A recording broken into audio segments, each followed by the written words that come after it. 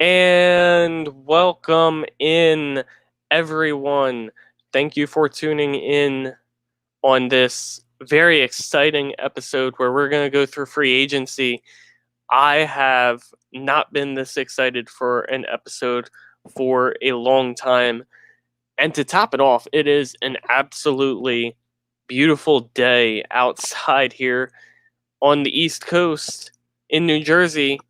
And my man's here. He knows what I'm talking about, Billy Briz. How's it going, buddy?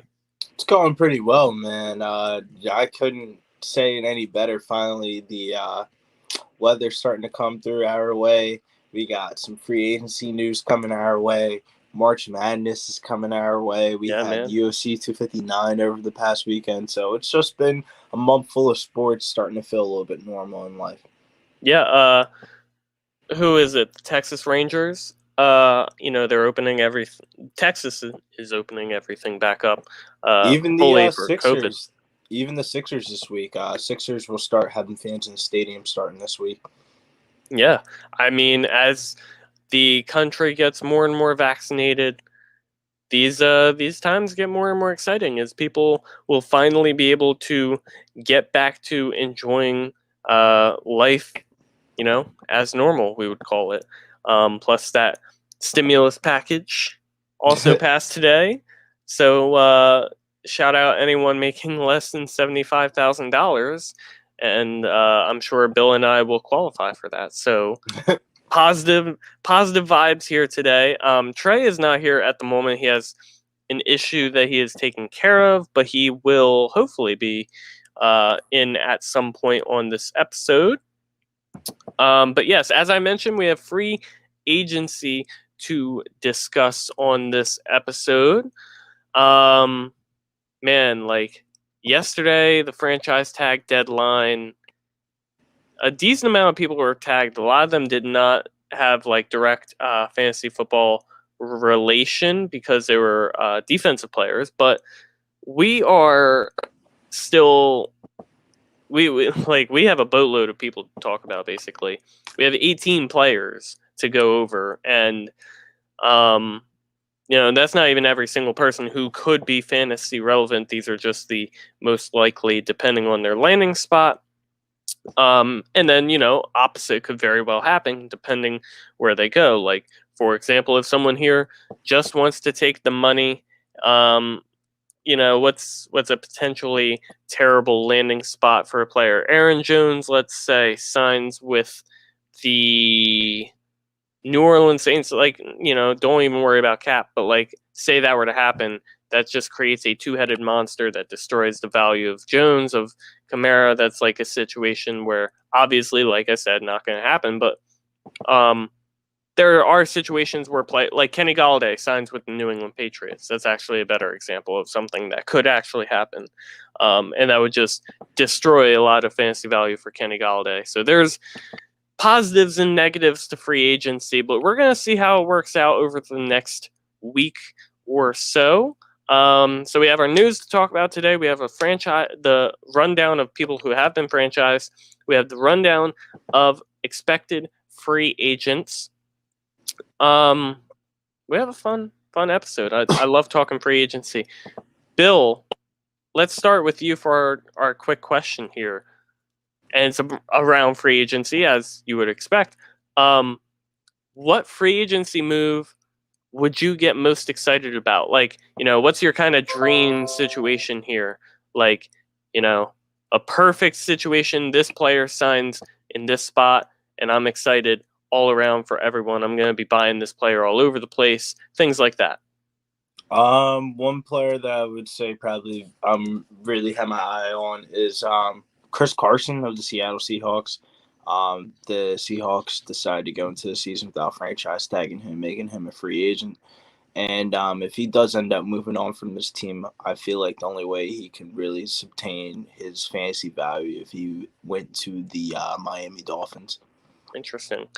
Miami Dolphins is going to be one of the more popular talked about landing spots when we mention running backs. We will talk more about Chris Carson, and I think that would be a good fit. Carson is a good, well-rounded back. He's a good bruising back.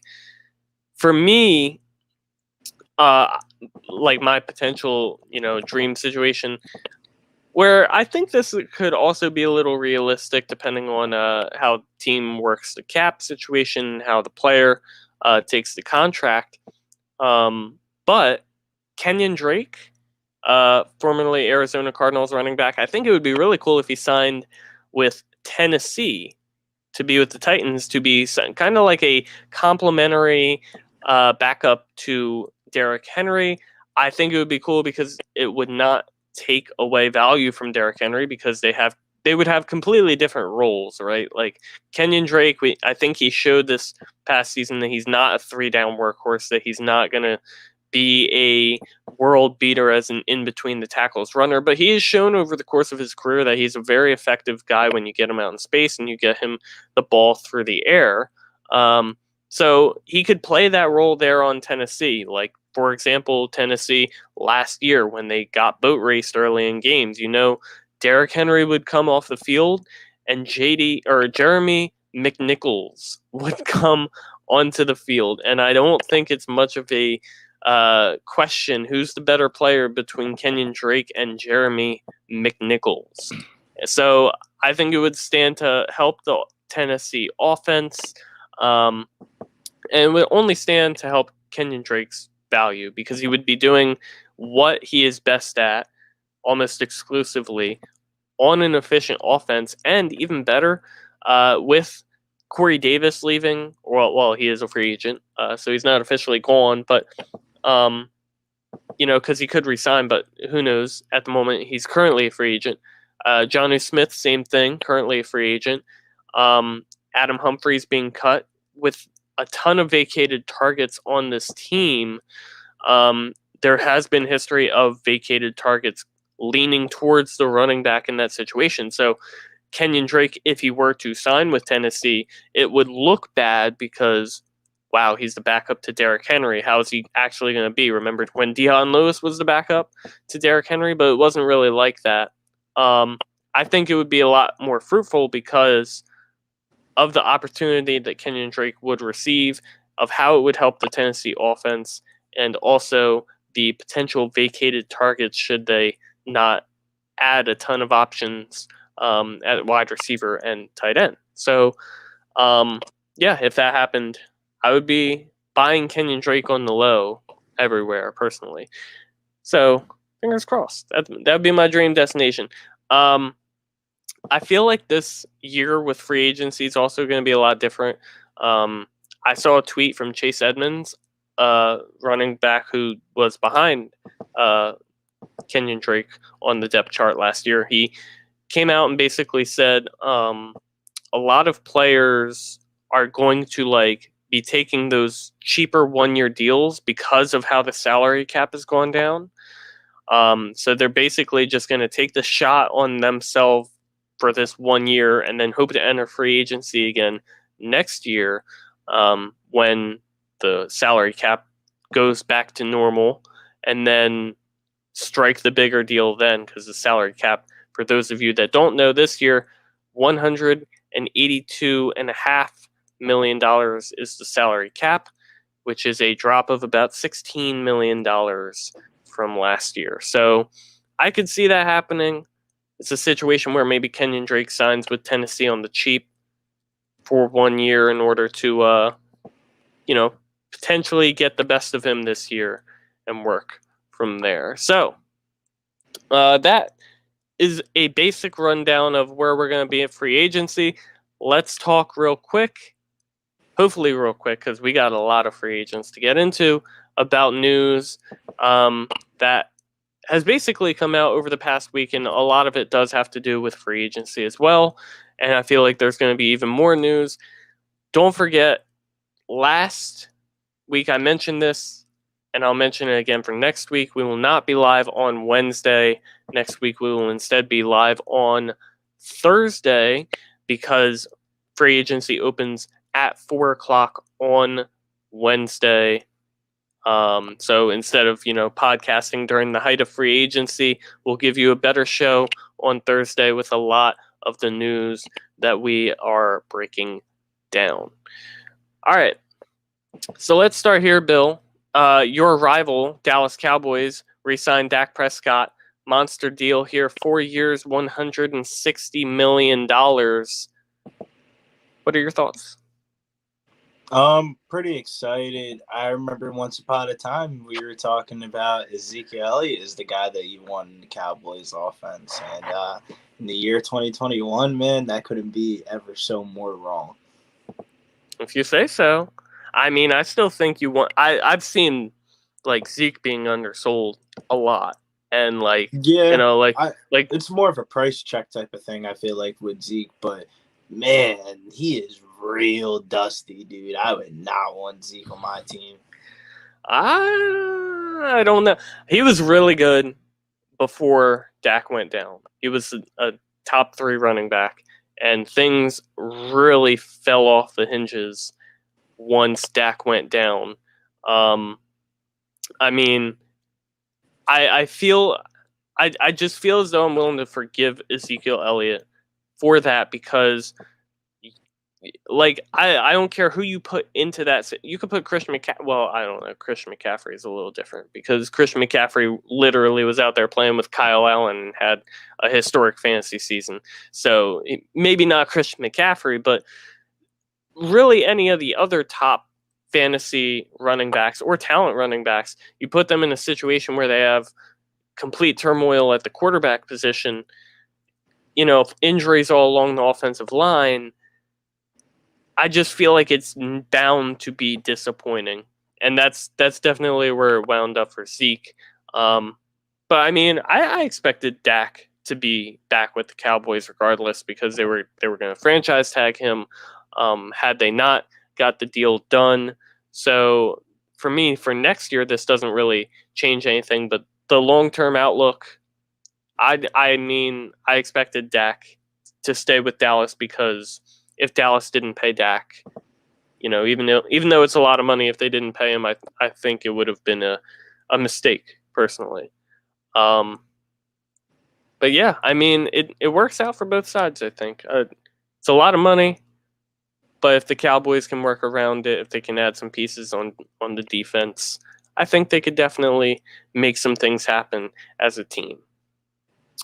Moving on here. We mentioned last week on the podcast, Jared Cook, Josh Hill were both cut from the Saints.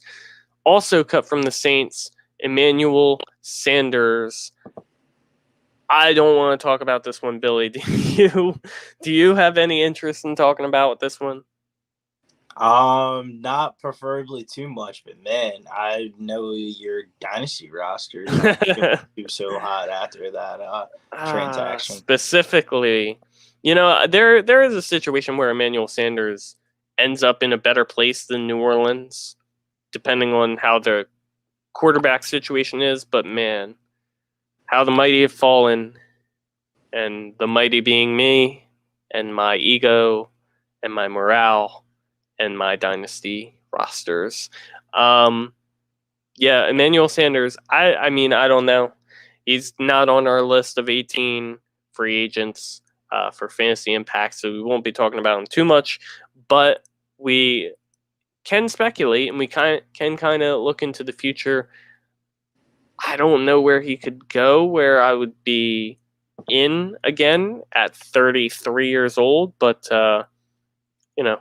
hopefully something does change and Emmanuel Sanders becomes one of the biggest buys in fantasy next year because I would like to sell him. I would like to get something back. John Brown. He might be released in like a shallow league, like a 10-man. Yeah, he could be league. Like a 10-man league with only like 10 bench spots or something like that. Like I could see it. Yeah. John Brown also released from the Buffalo Bills today. John Brown, very injury-filled season, but the year before, when Stephon Diggs was not there, he was a really good player for them. What are your thoughts? What do you think about the long-term out? And this is another player that we're not talking about today. So, if any spots he could go to that you may enjoy for this, Bill? Nah, I think this is the end of the road for John Brown here. I feel like the Bills are just getting ahead, cutting their losses before they have to actually pay him some amount of money. Because I would imagine the Bills would have the best idea of what type of shape John Brown is in, because he dealt with a lot of injuries last year, and that's been kind of the theme of his whole entire career since he was in Arizona and he was a hot fantasy commodity. He never really panned out because of the injuries and stuff like that. So I feel like for him, this is just the end of the road. Maybe if he pops up somewhere, maybe a team like the Philadelphia Eagles, they're really depleted at the wide receiver position or something like that. Maybe I'll have a little bit of interest in John Brown with Jalen Hurts. But other than that, man, I don't really see how he comes around from this. Interesting. I think. I mean, I was an owner of John Brown, or a manager, I should say, of John Brown in fantasy last year. And when he was on the field, he was pretty good. He was someone that I like to have, but he was just rarely on the field. And sometimes that doesn't pay off. He could be another one of those guys where, like I was talking about with Kenyon Drake, they take the small money 1 year deal, kind of like to prove it and try and get the longer term contract when the salary cap evens out a bit more for next year. So something to watch there for John Brown. And the final piece of news, we actually got this just before the podcast started, but Gus Edwards, he was tendered with a second round pick. That should say pick on the screen. So basically, what this means, because Gus Edwards is a restricted free agent, the Baltimore Ravens, specifically in this situation for Gus Edwards, can place a specific round tender on Gus Edwards, first, second, and then other, basically. The tender that they put on him depends on how much his base contract would be with them. So if you think like NBA restricted free agents, they have like a basic offer that's out there all the time if a player is a restricted free agent, that they could, like a qualifying offer basically. So that's the absolute minimum that the player could make. So I think it's about a little under $3.5 million for Gus Edwards. So he'll make at least that much for this season. What it also means is that if another team comes along, tries to re-sign Gus Edwards, let's say the I don't know, Pittsburgh Steelers are interested in Gus Edwards, offer him a 1 year, $5 million contract. He decides to sign with the Steelers.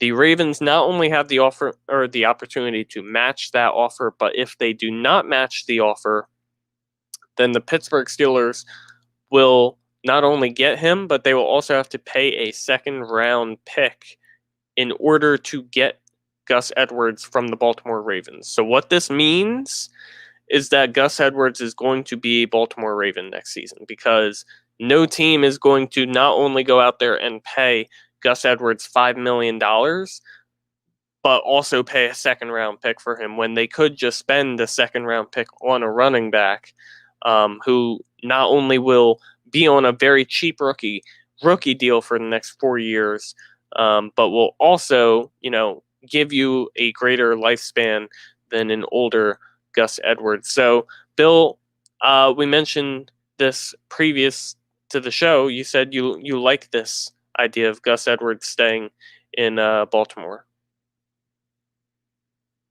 Bill, you are, yes. There Yeah, you I'm a go. big fan of this for Gus Edwards, because it just shows that they believe in their system running backs, and maybe Justice Hill is just a bust.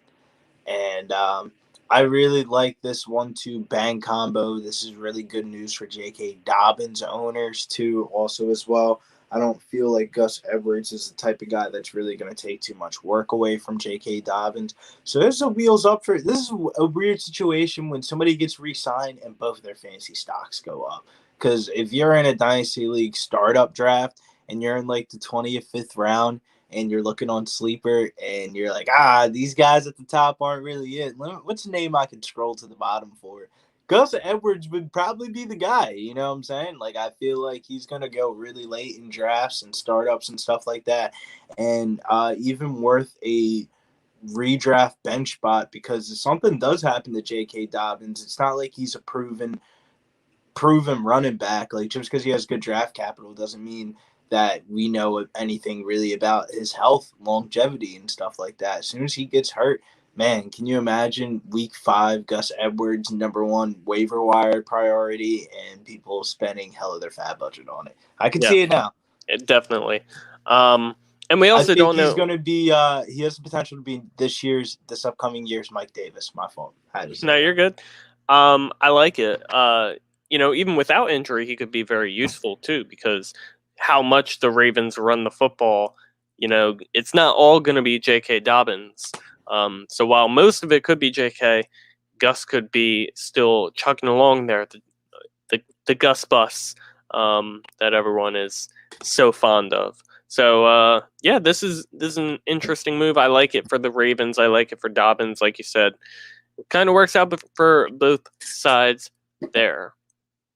Real quick, I'm going to talk about the players who were franchise tagged. As I said, a lot of them are defensive players or offensive linemen, so not a ton of fantasy relevant people to talk about.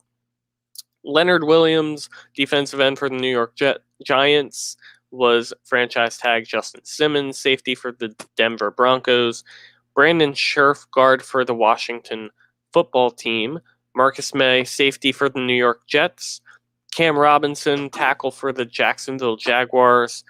Marcus Williams, safety for the New Orleans Saints. Taylor Moton, tackle for the Carolina Panthers.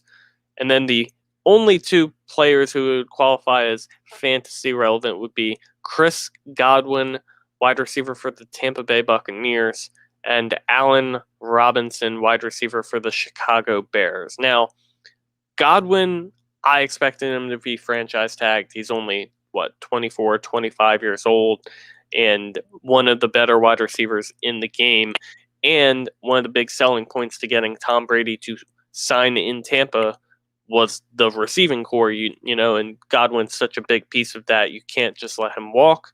But Allen Robinson is the one I want to talk about a little bit more here, because I don't think he wants to be in Chicago. So, I feel like if anything, they're going to try and work out a sign and trade situation here where they can still get a little value back from Allen Robinson, or he could just play on the franchise tag. Bill, what are your expectations on what may happen for Allen Robinson, or even further, what are your hopes here? Because I know you are a fan of the man Allen Robinson. Yeah, Allen Robinson's my guy, but I saw this writing on the fucking wall a month out. I have a lot of Allen Robinson in my Dynasty League, and he's coming into his, I think, age 28 season. Mm-hmm. So this is the next 2 years are really his make it or break it seasons. And I don't know if the Chicago Bears are due for a quarterback upgrade, and what would that upgrade be. But Allen Robinson's always been productive. I feel like there's 2 sides of the coin.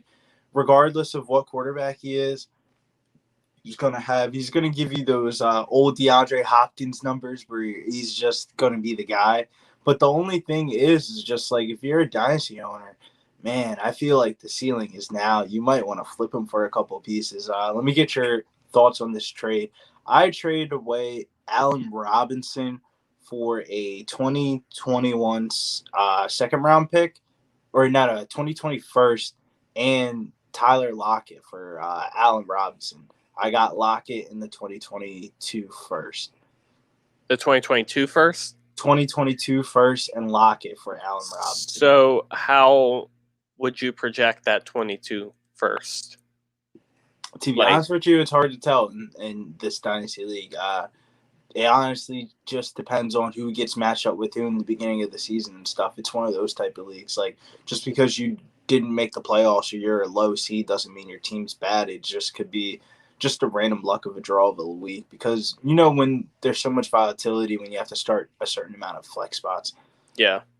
I mean, I'm kind of. I think like I definitely want Robinson over Lockett, but I think the decision there would kind of be where's the gap between Lockett and Robinson? Is it worth a 2022 first? And like depending where that first falls, I mean, like if it's an early first, obviously, like I'm taking the Lockett pick side all day. If it's a late first, it's kind of hard to judge, and I would probably go with Robinson in that situation. But I mean, who knows where it falls? Like you said, a volatile league, so it's kind of taking your shot at that point. And I mean, Lockett is. I like Lockett. He's a great player, but I think he's a better player than he is a fantasy player, and we kind of saw that towards the end of last season, how volatile that Seahawks offense situation can be. I know they want to run the football a lot more, but it's interesting how they want to run the football a lot more when you're letting your starting running back walk in free agency. So we'll see what the Seahawks do, what happens. See, my thing is about that trade is sometimes if two of the players are the same exact age and they have somewhat similar situations, maybe one situation's better than the other, I think the tiebreaker is the quarterback. And I feel like Russ hasn't shown Russ definitely is the much better fully ceiling. You know what I'm saying? Like, yeah. I think there's a let Russ cook season baked into his resume that we haven't seen yet. I think there is too, but I don't know if it's going to happen in the near future, if you know what I'm saying. Like, for example, Brian Schottenheimer getting fired by Seattle because he doesn't run the ball enough, and it's Brian Schottenheimer who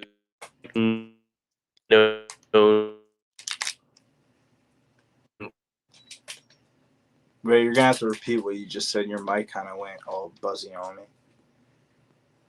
Of these. Can you repeat what hopefully you said? You're right, and Lockett can take it. Yeah, hopefully you're right here, and that Lockett can take advantage of these play action situations and just be really efficient and make up for the lack of volume, we'll say, if that is en route to go down, hopefully.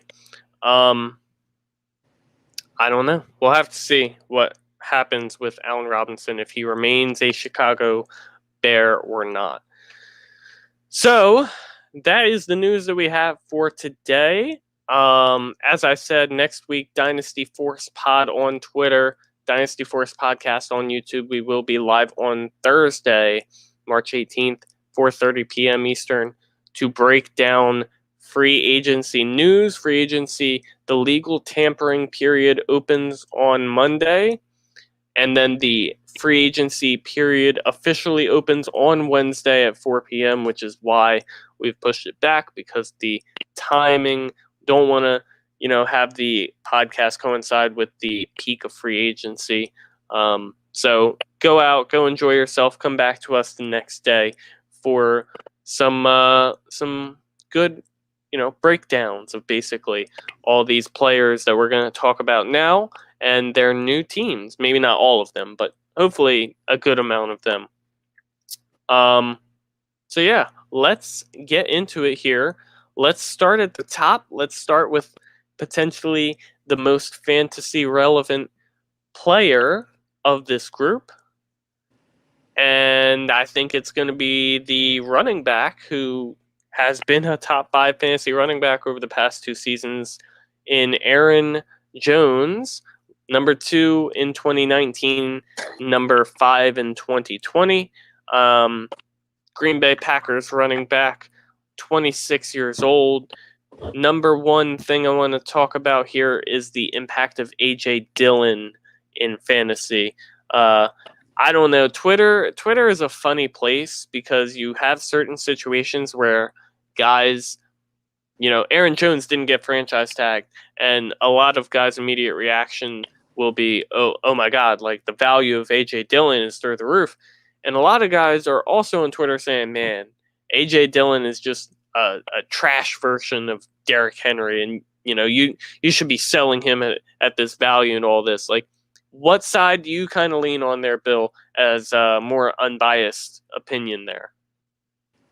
I think AJ Dillon's probably like the number one dynasty buy, considering like even though like I feel like the person that owned him knows that he's a buy, they don't know how high his value could be potentially. Like we could be at this time next year and looking like, fuck man, I only gave up freaking Kenyon Drake for AJ Dillon or some bullshit like that. Yeah. Like some random 1-2 trade that ended up going your way. Like you never know.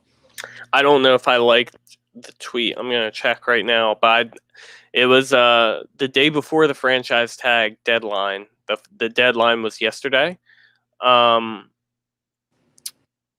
So this would have been Monday. I doubt that I liked it, but it was a specific tweet basically just highlighting all of the like recent trades that happened involving AJ Dillon, and a lot of them were just like insane on the value that was there. I do not see it in my likes, so that's disappointing. But I know a lot of them were like he was just kind of a throw-in on a lot of these offers. Just I guess so many people just assumed that Aaron Jones would be franchise tagged. He could still be back with Green Bay, but who knows? Yeah, if you have AJ Dillon, man, and you sat through all of last year with him and you still have him on your bench, You no might way as you're well just probably sit gonna through. sell Yeah, him. Yeah, like yeah. You might as well just sit with him again up until this season. So for Aaron Jones, there's like I mentioned, Miami.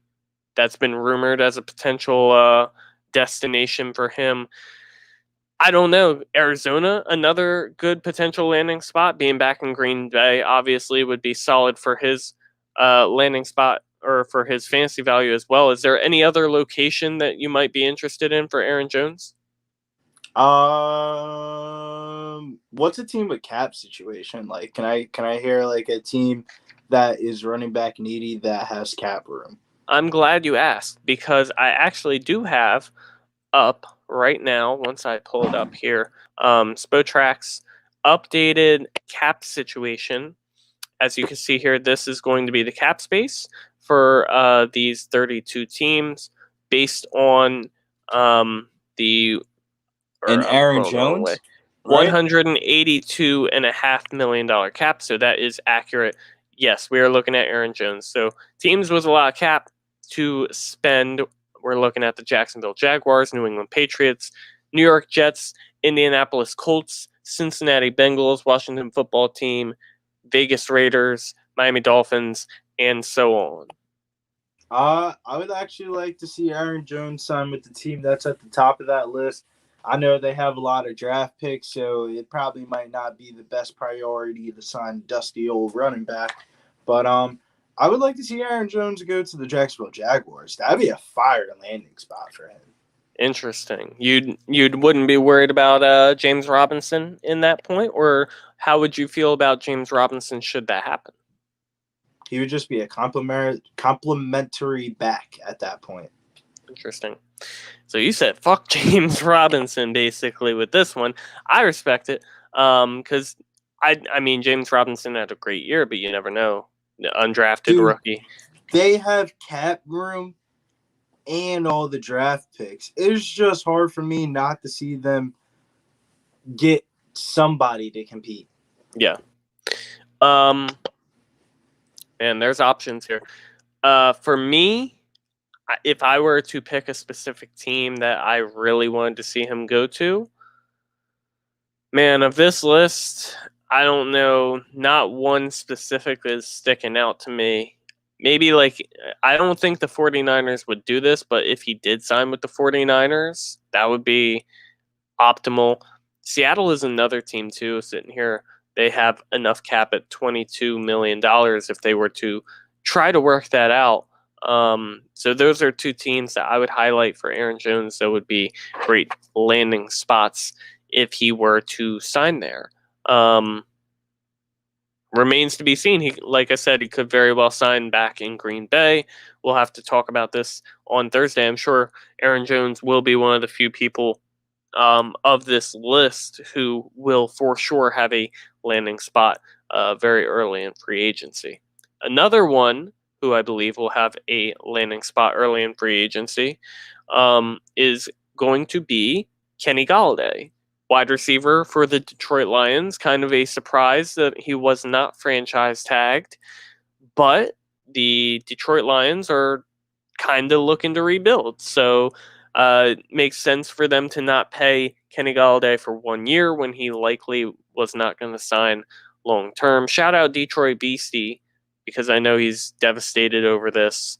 Um, you know, what was the nickname you had for Kenny Galladay originally? Was it like Minitron or something like that? I somewhat related to Calvin Johnson.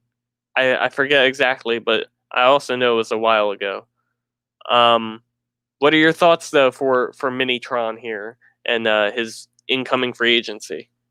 I hope he does the right thing and he signs with a team that actually uses him and he doesn't go chase the money. Um, I hope he signs with the Las Vegas Raiders. I would like to see him and Derek Carr team up. That would be a good landing spot for him. I think so too. Indianapolis, another good landing spot if that were to happen. Miami, I saw as a team that earlier really wants to chase after him. They have the money to do so as well. Jacksonville would be very interesting should that happen, but New England is a spot that I don't want to happen at all, and I mentioned that towards the beginning of the show. Even something like the Washington football team, that would be strange. How you would think Terry McLaurin and Kenny Galladay are splitting up a very small pie there with a terrible quarterback situation. Replacing Kenny Galladay, I mean, let's not even get into the Detroit Lions wide receiver situation. I think it's more likely that they draft a replacement, but we're not there yet. We'll see how that goes. Kenny Galladay, by the way, 27 years old, so he's still got some years. A lot of people also tend to think that he is an injury-prone guy because he did not play very often this past year. I think most of that was by choice, though, personally.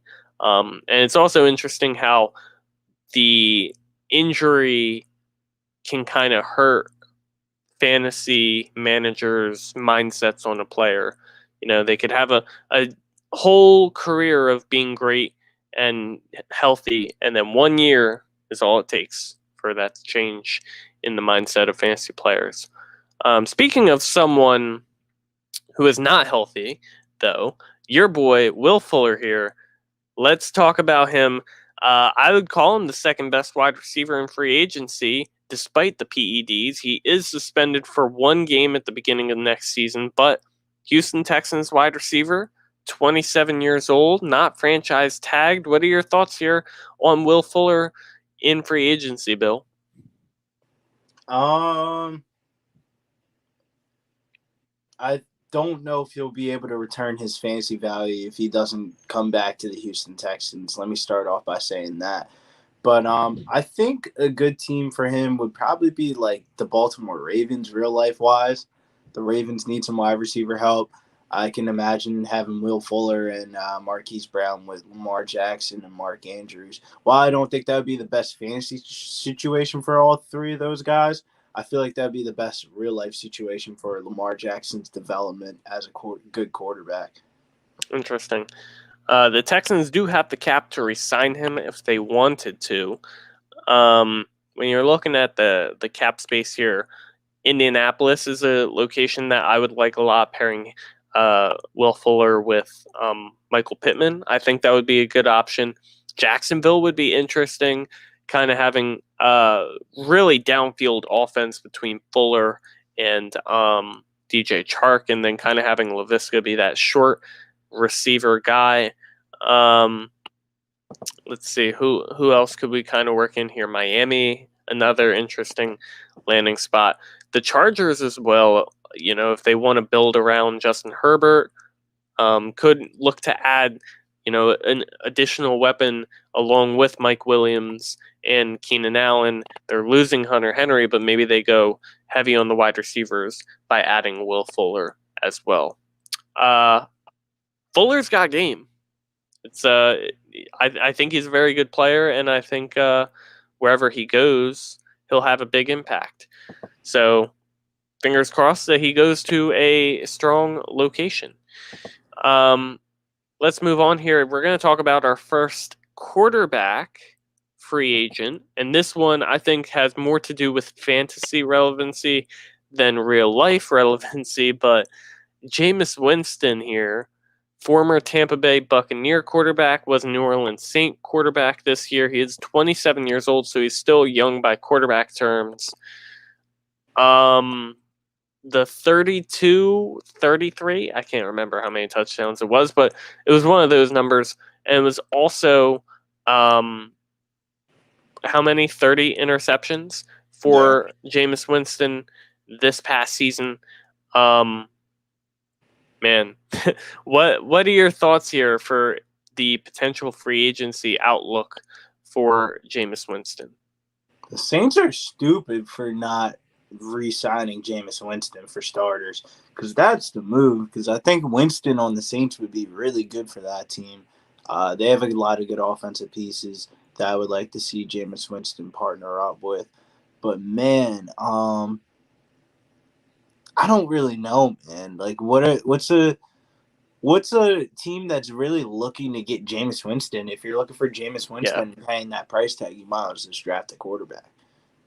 Yeah, I mean, it depends. It's you would have to kind of look at a situation where, like, maybe you're, I don't know.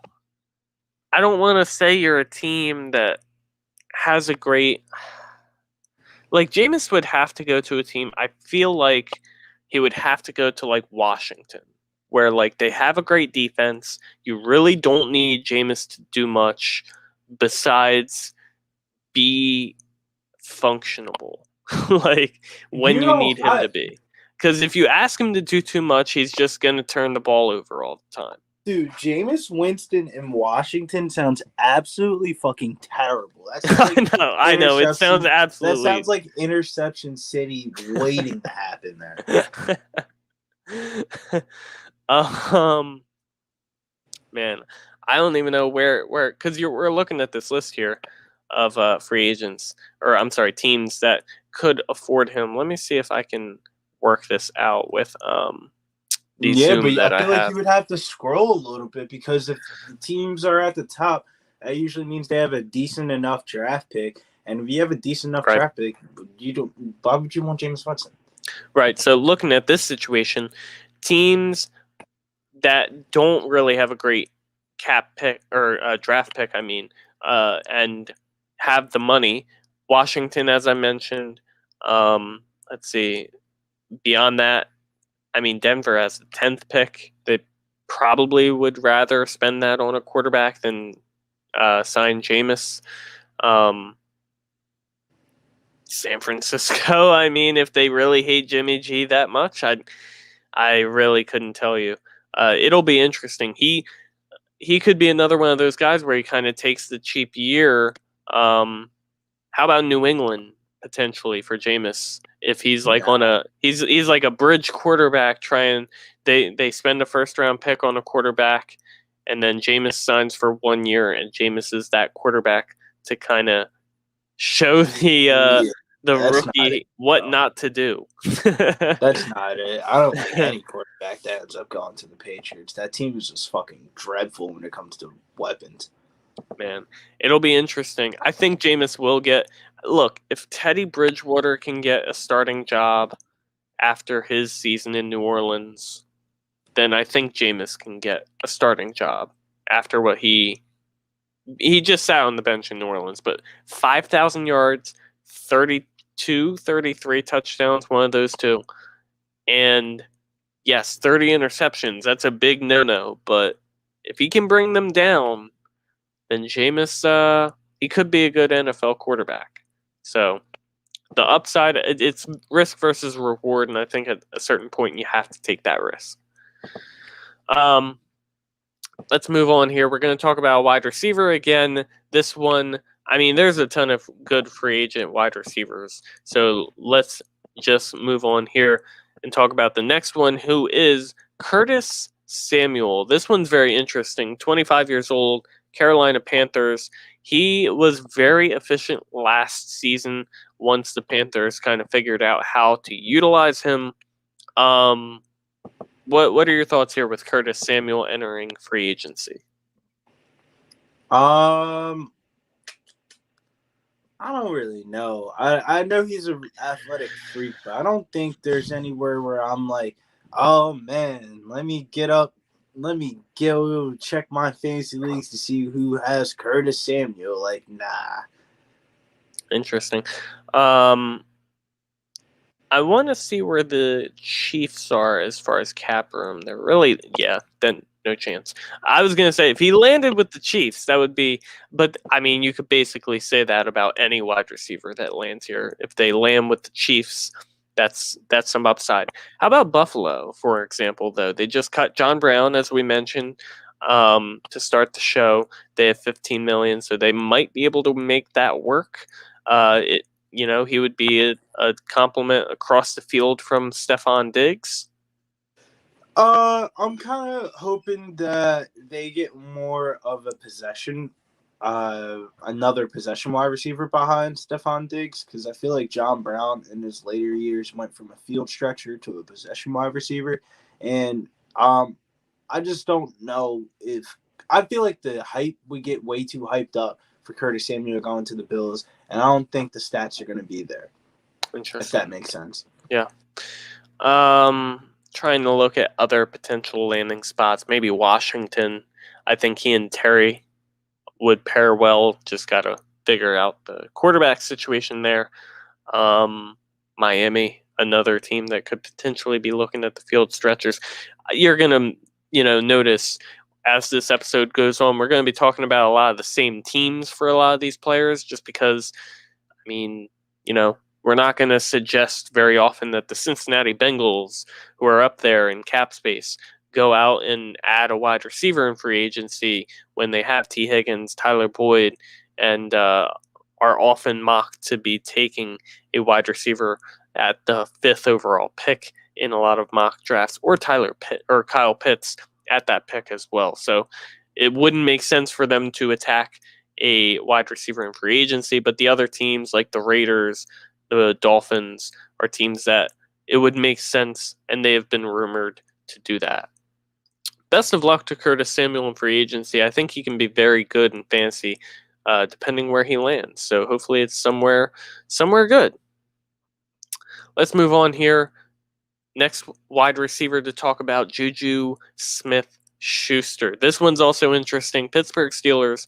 He's currently 24 years old, so he's even a little younger than Curtis Samuel. He also has one elite season under his belt, albeit across from Antonio Brown at the time. Man, I don't even know what I'm thinking about Juju for free agency. Do you have any thoughts on it, Bill?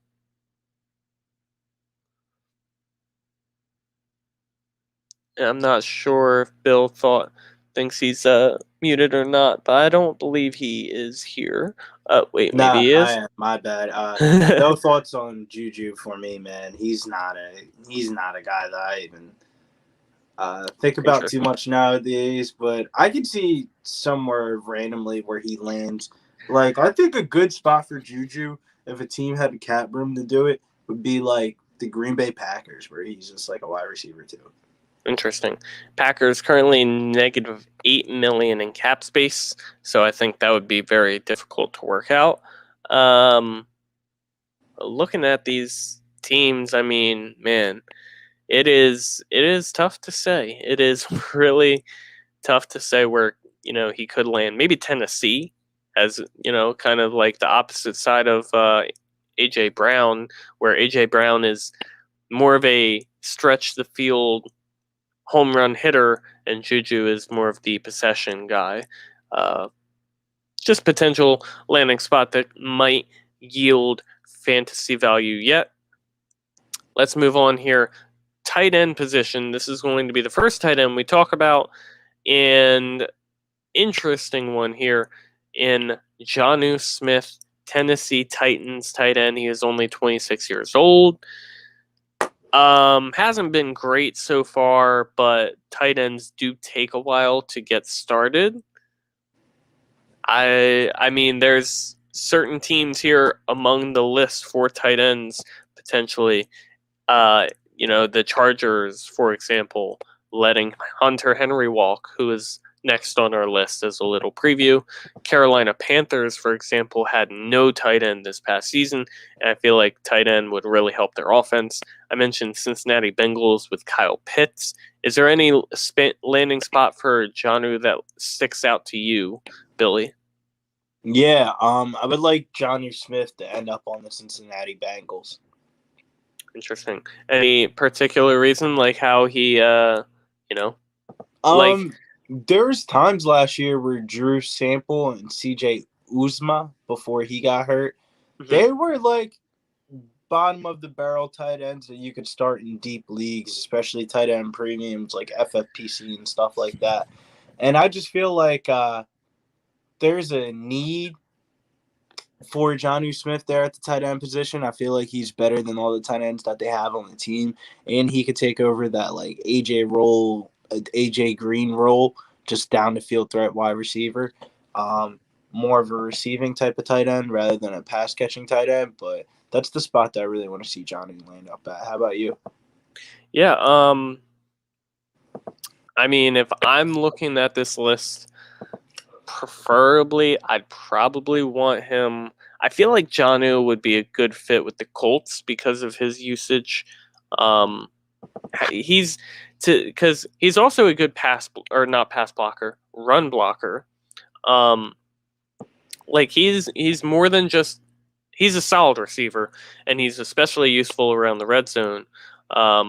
And he's also a good run blocker. So I feel like those three things really make him a good fit for the Colts, because that's a lot of what Eric Ebron did well when Eric Ebron had his huge fantasy season for the Indianapolis Colts, where he was catching, I think he finished the season with 16 touchdowns because it was just so involved in the red zone. I feel like that same thing could kind of happen to a guy like Jonnu Smith. I like the Cincinnati Bengals as a destination for tight ends, but the tight end that I would prefer to sign with the Cincinnati Bengals would be Hunter Henry, actually. He is also 26 years old, tight end for the Los Angeles Chargers. I feel like Hunter Henry is more of the pure receiving tight end, and I feel like adding that option to the Cincinnati Bengals offense would give them a lot more versatility as an offense, and you could kind of play around with Hunter Henry, especially around the red zone. What are your thoughts on Hunter Henry entering free agency after being franchise tagged last year, Bill? I was actually pretty shocked to see this one. I thought him and Herbert had a pretty good connection.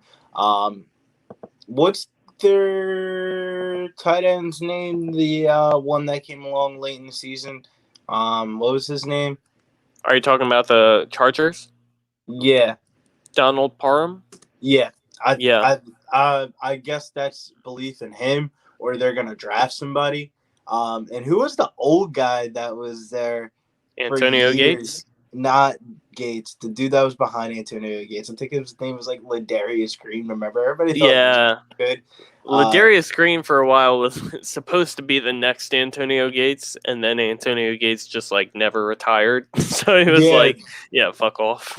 Yeah, that just brought me back there. But yeah, I was pretty shocked to see this one. Them not get that deal done. To be honest with you. Interesting. They could still do it. Chargers do have the cap space to make it work if they were interested. And like you said, it's a good connection between the two. Another potential landing spot, if Deshaun Watson does play for the Houston Texans, he could fit in well there because they are I mean, at the moment, we'll say losing Will Fuller, and also um, they really don't. They have Darren Fells, they have Jordan Akins at tight end. It's really just whatever at tight end. But Deshaun Watson does utilize the tight end position here and there. So I think that would be a good spot for Hunter Henry as well. Moving along here, less marquee people here at the free agent position as we go down the list. Corey Davis, mentioned him with the Tennessee Titans, 26 years old, former number 5 overall pick. He is coming off of his best season where he just missed 1,000 yards. Man, Corey Davis, what are your thoughts here, Bill? Man, I feel bad for him. He came off a really good season last year, but yeah, man, I think he finds his way back up on the Tennessee though. I don't get what Tennessee's doing, to be honest with you. Yeah, I mean, I was just thinking like where would Corey Davis fit in really well, and I really feel like Tennessee is like perfect for him because Yeah, what's actually weird, like he turned into a solid complementary piece as last season went on. Like his best feature as a pure receiver is him as a route runner. Like he's not like super fast or physical or whatever, but he's a pretty solid route runner. And then put that opposite AJ Brown, who's like super physical and will outrun you and he'll run you over in the open field or just avoid your tackles or whatever. Corey Davis is a good complement to that, but also Corey Davis is Corey Davis does not get enough credit as a run blocker. Like I feel like Corey Davis is probably one of the best run blocking wide receivers in football, and you're on the Tennessee Titans who run the ball or have Derrick Henry who will more than likely after this season lead the league in carries for a single running back. So this is a situation where I feel like Corey Davis, it would benefit both he and the Titans for him to go back. We'll see. We'll see if they can work it out after this season. 9 down, 9 to go. Sadly, the first 9 were much better than the second half 9, but you'll see as we get into number 10 here. T.Y. Hilton, Indianapolis Colts wide receiver, 31 years old. He showed some flashes last season, but I don't have a lot of excitement for the future of T.Y. Hilton. How about you, Bill? I don't see his future for T.Y. Hilton either. I think he's dust. I don't know where he could go where I would be excited. Probably nowhere where I would be excited. Maybe the Raiders, where I feel like he could get value and be used and like actually have some relevance. But at that point, to me, even then, like he would be like maybe a wide receiver 3. And that's as a 31-year, like you said, old, sadly dusted. T.Y. Hilton was so great for fantasy back in the day with Andrew Luck. So it's kind of rough to look back on him now and see how the career has shaped out. But best of luck to T.Y. in free agency, and hopefully I'm wrong. Hopefully he shows me something this season. Next free agent that we're going to talk about, this one not so dusted, but Chris Carson, running back for the Seattle Seahawks. He is 26 years old. Like I mentioned before, a do-it-all running back. He's a good runner in the open field. He's also a good runner in making people miss by just breaking through their tackles. He's a good pass catcher. I don't think he does anything fantastic, but he could really help a team. Bill, you mentioned earlier Miami as a landing spot, and you also said that you wouldn't be super interested in him if he didn't go back to Seattle or stay or go to Miami, right?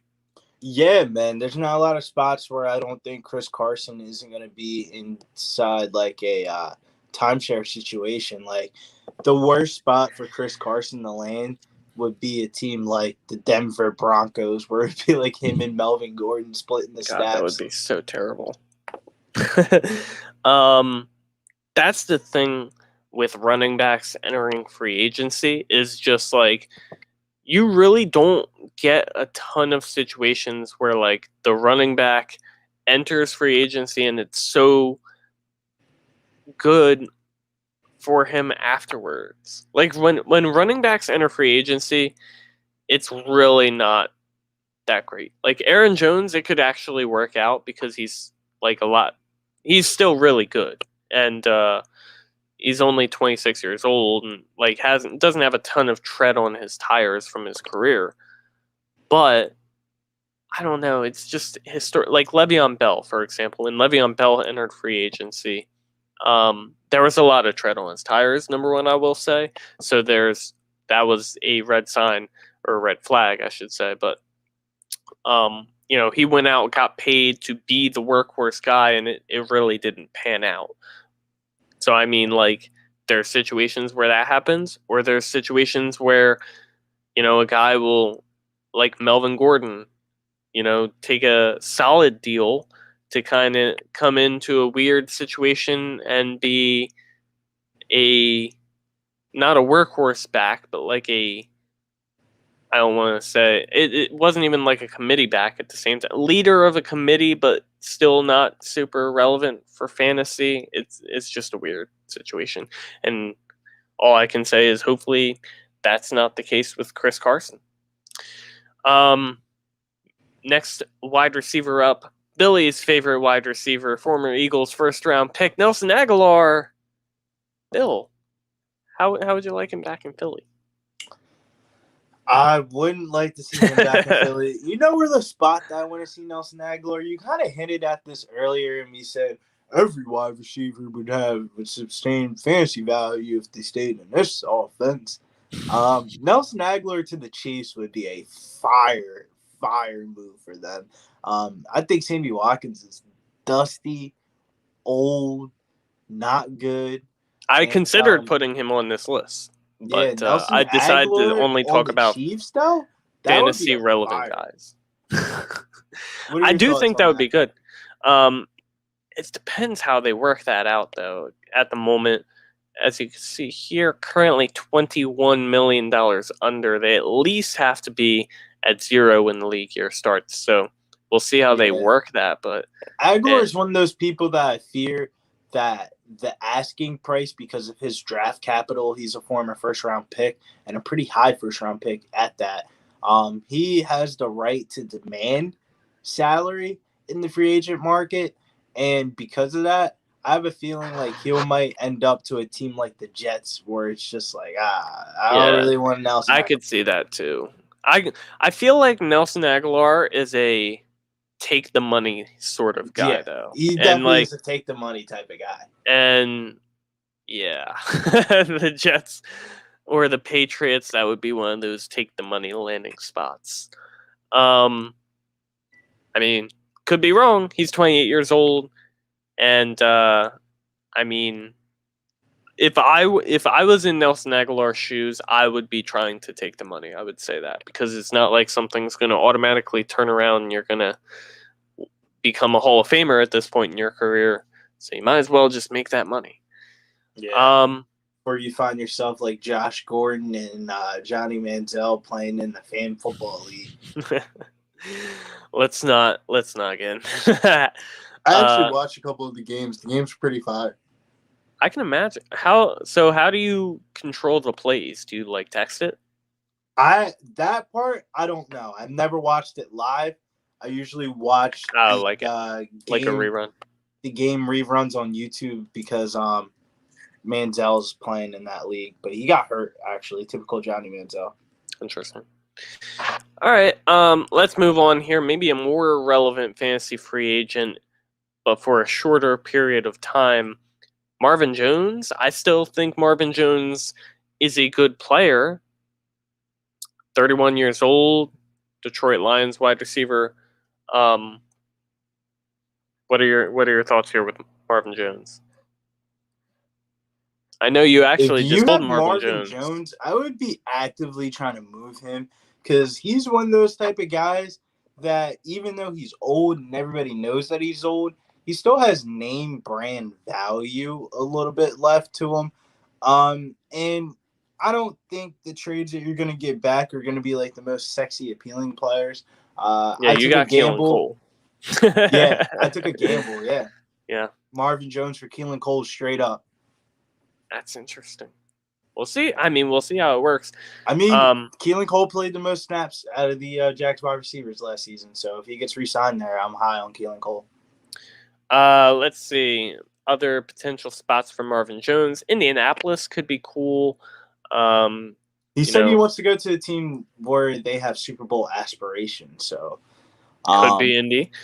at the top, that seems like a team like the Patriots, man. I could see Marvin Jones being a Patriot. I don't see them having Super Bowl aspirations. Yeah, but still, they still have that stigma to them. How about San Francisco, for example? They had a bad year, but the year before they made the Super Bowl, I and would hate that, man. you would San hate it just Francisco, for San Debo and Francisco is Ayuk. the death spot for receivers right now. That team is not the team. Jimmy G is just not it. I got to agree with you. Sadly, I thought he was at first, but the wheels have fallen off. You mentioned name brand value with Marvin Jones. Let's talk about name brand value here with Antonio Brown. Did you know Antonio Brown is 33 years old now? I think he's going to retire. It would. Is Antonio Brown a Hall of Famer? I think it's a good yes. It's a borderline Hall of Famer. He might fall inside the Ocho Cinco Terrell Owens category. Really talented wide receivers that never made it to the Hall of Fame because of other antics. Because I don't think he's going to be a first ballot Hall of Famer. He definitely won't be a first ballot guy, but I do think he'll get in eventually. I do believe Terrell Owens is in. Yeah, he now. got in This eventually, but last year. It took way too long. It took way too long. I feel like Antonio Brown, man. Like, what more does he want out of his football career? He won his championship. He got it before Ben got his next one, I would say, because that was like the thing. That was the big thing for him was like he didn't want to leave the Steelers because there wasn't a team that would sustain his value for Super Bowl aspirations. To be honest with you, a team that I would like to see him get paired up with again. I know it didn't work out the first time, but I think it would be pretty intriguing if they let him walk back with walking hands with a Super Bowl on his finger. The Las Vegas Raiders. Interesting. I think I would say that's kind of like a Nelson Aguilar situation where like the bridge has already been burned, and so like they just wouldn't like be interested. Especially Gruden. I feel like Gruden is the type of guy to hold a grudge. You feel me? Yeah. But Gruden's also a guy to bring in a guy that just won a Super Bowl to show his young guys what they're working for. I feel that's also a good point. Man, I don't even know. I'm probably not interested in Antonio Brown no matter where he signs, if he does sign somewhere, honestly. And he was one of the best fantasy players of the 2010s period. So yeah, another changing of the guard there. Let's move on here. Kenyon Drake is one of the last, like, I don't know. I don't want to say like feature backs because, as I mentioned earlier, I think he kind of showed that he's not really a feature back. But what do you think is best case scenario for Kenyon Drake entering free agency? I would like to see Kenyon Drake go to a team where he could just be the pass catcher. Maybe like the Texans. It's interesting. I don't know with the Texans because one of your big points too before has been Deshaun Watson doesn't throw to the running back, and like they were kind of happy with Duke Johnson going there a few years ago, and Duke Johnson Duke's gone. did nothing. Yeah, he's gone. That's a piece of news that we didn't talk about is Duke Johnson being cut. Oh yeah. But I mean, There's a guy that you should pick up in your dynasty leagues. Let me make sure I'm saying his name right before I tout him as a dynasty league pickup. But I picked him up across all my dynasty leagues because he was in waivers, and I expect him to be the backup to David Johnson, which is pretty fancy value. I don't think David Johnson's a guy that's really gonna play 16 games in a season. His name is Buddy Howe. He's from Florida Atlantic, 24 years old. He's coming into a third year. He got re-signed by the Texans. He's kind of a change of pace type of back. Didn't really play too much last year, but he would be second in the depth chart right now, which is worth a dynasty pickup. yeah, I feel that you might as well take the shot. Buddy Howe. Buddy. Listen here, buddy. And he has the dreads. You know a guy. You know, a running back with the dreads is always a pick up off of waivers type of guy. Always, but I will say that the dreads don't hurt. Yeah, the dreads don't hurt his cause for. I mean, dude, you could pick him up in every one of your leagues right now, and you might fall into a guy that will be on everybody's waiver wire list by week 2. You never know. Everything shake out that way. Maybe that's a reason for the Texans to sign Kenyon Drake because they don't want to be in that situation with Buddy Howell. You never know. I mentioned earlier with the Tennessee Titans, I would like that to work out for Drake and his value. How about Gerald Everett here, tight end from the Los Angeles Rams? He is 26 years old. I mean, he's shown flashes at the tight end position as well, which, I mean, like, I guess that's what you want out of the tight ends we've seen so far, because not really any of them have been consistent, but they have upside. Gerald Everett, a former second-round pick, you know? Yeah, I don't think he'll go to a team where he's going to be the alpha tight end, but I guess that's what he's looking for in free agency. A team that kind of that I kind of think of that I feel like Gerald Everett would kind of blossom with would be the Washington football team. That would be interesting. Him and Logan Thomas kind of trading off there. Yeah. I'm also interested. I don't think that team believes in Logan Thomas. I mean, maybe the fantasy community does because they played him so much, but I don't think that's a team where they're like, oh man, let's roll out Logan Thomas next year. Like, they would be looking to upgrade. I think one spot that I would be very interested in is Carolina, because I think I think Gerald Everett is as best as a receiver, and they really missed. Thomas still there? Yes, but he is absolute trash. So Gerald Everett would be much better, I believe, than Ian Thomas, and I think he would offer actual fantasy upside in that position. Final two free agents, and they're both running backs here to talk about. They're very different. Let's talk about James White, running back from the New England Patriots. He's 29 years old. Let me ask you this specifically, Bill. Is there any landing spot besides Tampa Bay that you would be interested in? No, not at all. I'm glad you said Tampa Bay because that's not it for James.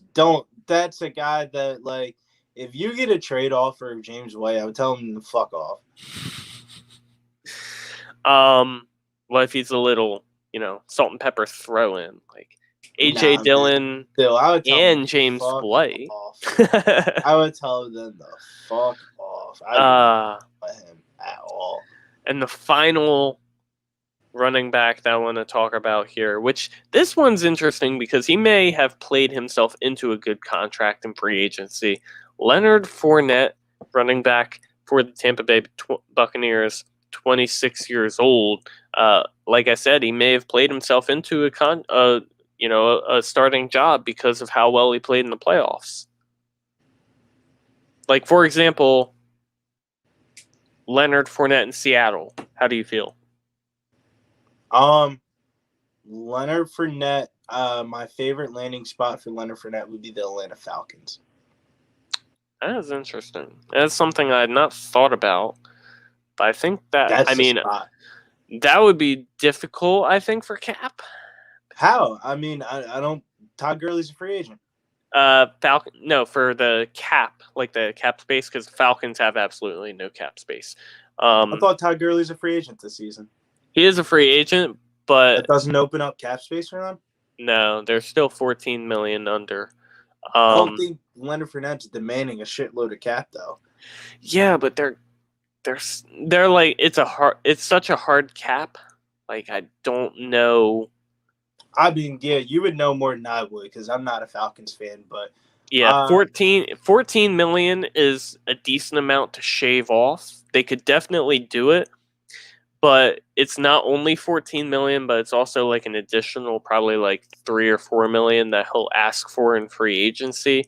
And then also, do you want to spend the 3 or 4 million that you have for free agency on a running back when you could spend like a second round pick on a running back, and the second round pick hit rate on running backs tend to be a lot higher, especially when last year you just spent just went in on a running back in free agency in Todd Gurley, and you saw how that worked out, and it just didn't. I just feel like it would be unlikely for Atlanta to add a running back in free agency. But I mean, Leonard Fournette is the type of guy that I would be interested in them adding. Not exactly Derrick Henry, but kind of the same play style in a way. So I could definitely see that if they can work it out with the cap. I'll give you one more landing spot for Leonard Fournette here. San Francisco.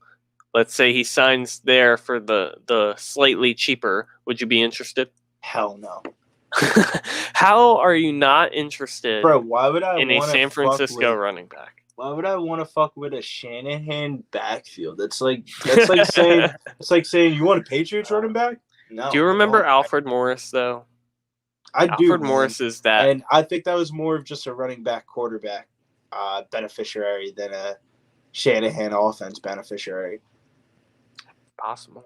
It's possible. Hopefully, for most of these free agents next week, we will have definite landing spots for them. We will be able to analyze those landing spots, and we will be able to analyze how them going to those teams impacts the pieces around them and the pieces they're leaving officially. Aaron Jones, will he be back in Green Bay? Will A.J. Dillon officially be set free? Who knows? Kenny Galladay, will he take the money and sign with a team that, you aren't hyped for, like New England or New York Jets? Hopefully not, but we'll have to see how it works. And many other free agents. Bill, at Getting Bills on Twitter. Anything else you want to say before we head out today? Nothing really, man. All right, and I am at Fantasy Force FB on Twitter. Follow the show at Dynasty Force Pod. Check us out on YouTube, Dynasty Force Podcast. Thanks again for tuning in. Don't forget, next week we will be live Thursday instead of Wednesday, March 18th instead of March 17th at 4:30 p.m. Eastern. Thanks again for tuning in, everyone. Hope you enjoy your night, the rest of your week, and the start of free agency next week and some real NFL news. Hope you enjoy it all.